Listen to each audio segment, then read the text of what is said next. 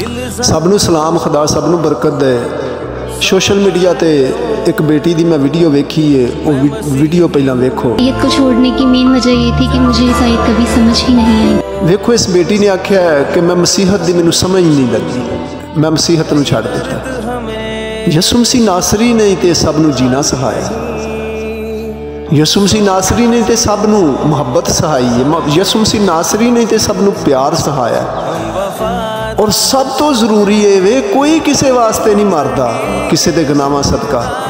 और यसु मसीह नासरी ने ही इंसानियत की खातर सलीब उठाई, दुख उठाए, मुसीबत उठाइया, परेशानियां उठाइया, सलीब ते चढ़ गए, कंडियां का ताज पहनाया, हत्थां पैरां च किल ठुकवाए, मर गए, दबे गए, तीजे दहाड़े मुर्दियां चो जी उठे, आसमान ते चले गए खुदा बाप को।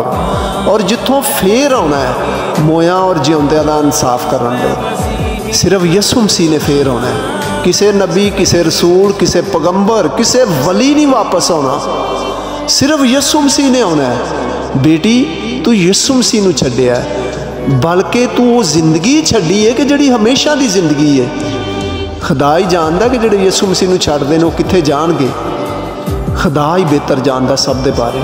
इस वास्ते जरूरी है उन्होंने लोगों वास्ते कि जिहड़े मसीहत नू छड्डदे ने कि मसीहत नू ना छड्डो।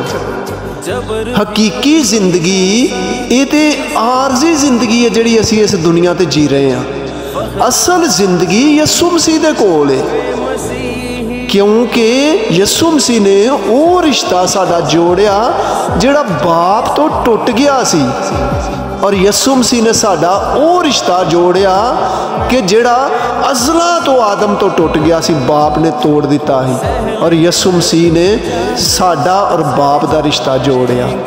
और ज़रूरी है कि यसु मसीह ने आना वापस इस दुनिया ते दोबारा, और 1000 साल बादशाही करनी है। और जिंदगी यसु मसीह को ले। यसु मसीह ने सलीब ते भी कहा सी डाकू नू, तू अज ही मेरे नाल फरदोश च होएगा।